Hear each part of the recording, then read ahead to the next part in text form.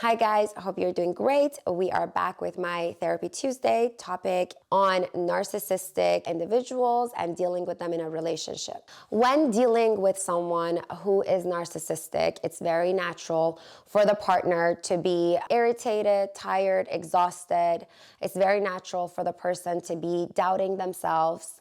And unfortunately, the partner of a narcissistic personality disorder individual usually feels very insecure because they're criticized often. So one of the things that's really important when dealing with a narcissistic partner is to make sure that you are continuously working on yourself, working to make sure that your self-esteem is staying where it needs to, and continuously reminding yourself that you are doing amazing and giving yourself the pat on the back that you may be wanting to get or receive from your partner. So, question is, how does someone become a narcissist and why do they even develop this personality disorder? Contrary to the common belief that narcissists are really high self-esteem individuals, it's actually the complete opposite.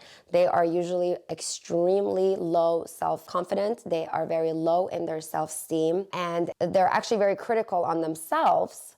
And that's why they portray themselves as though they are doing an amazing job. Deep inside, they really don't think highly of themselves. And this is part of the biggest issue for them, is that lack of self-esteem. Also, another really interesting thing is that this narcissism could very well be learned behavior from childhood. A lot of times, the person learns how to be selfish and learns to live this gender stereotypical behavior based on what they have watched their parents go through. For example, if this person has been growing up in a traditional home where the man is the person out and about working and the woman is home taking care of the family, they believe that when they come home, they should be all done and not worry about anything. And this is really a notion of them learning this behavior, this traditional gender roles from past generations. You might not be able to use something that you have learned in the past in the present because times are changing and the eras are changing and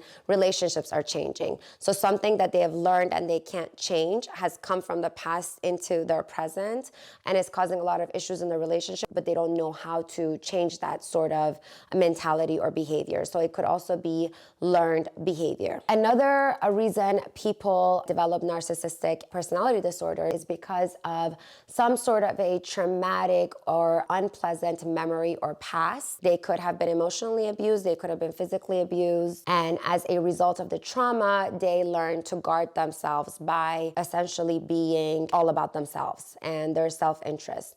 Or it could also be that their childhood was so traumatic and so unpleasant that they promise themselves that they will be living this great life as an adult, and with that might come some selfishness because they want to make sure that they're living their best life. So in a way, narcissistic individuals are really trying to guard themselves and protect themselves against everybody else in their life and against really themselves and their own deep insecurities by telling themselves that they're essentially amazing. So this is really a way for them to cover up all those insecurities. All right, guys, thank you for listening. It's getting long again, but this is just such an in-depth topic. So I will catch up with you guys next week on this exact same topic. See you soon.